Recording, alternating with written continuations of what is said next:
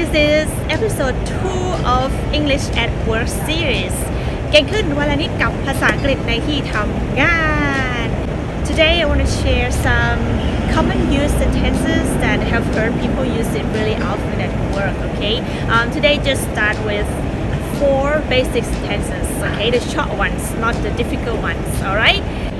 Number 1, it makes sense, or that makes sense to me. This sentence you can use instead of saying yes, or I think so, or I agree with you. Okay. For example, if your colleagues ask you, do you agree with this idea? Or let me know if you agree with it. All right. So you can just simply reply, it makes sense, or that makes sense to me. Alright, so common use sentence number 2. I really appreciate it. This one is equal to thank you very much. Okay, but the thing is sometimes you just use thanks so much or thank you very much too much. Okay, so I recommend you to use this sentence, especially responding to an email of someone who just help you about something, okay, and then you want to express your gratitude. Okay, it's not just a common thanks or just for the sake of thank you very much. All right, you want to express that you feel appreciated, and you can replace it with a specific word that you want to think about. Like for example, I really appreciate your support, or the short one, appreciate your help. All right. Okay, next sentence number 3. All right.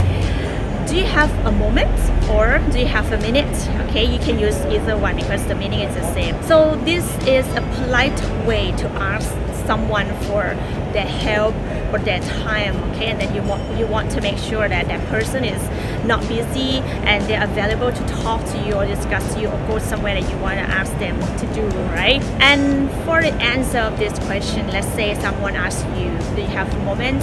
If you are available at the moment, then you can say sure or absolutely.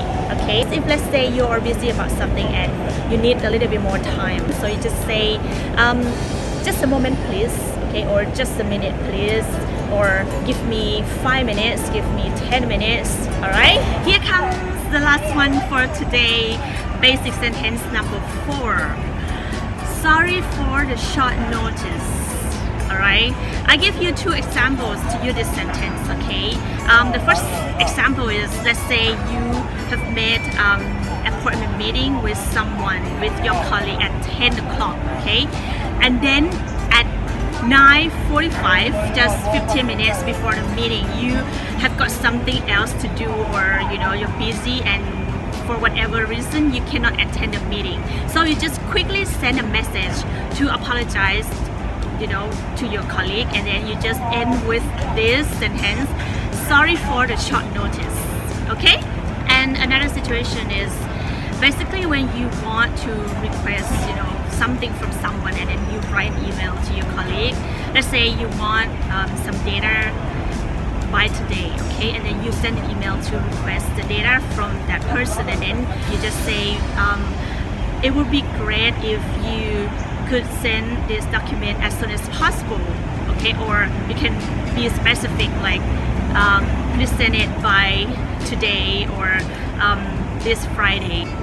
You need it urgently. So you just end with sorry for the short notice, okay, or you can use apologize for a short notice. Alright, so today I hope that you find this clip helpful for you to improve your English skills, especially using them at work.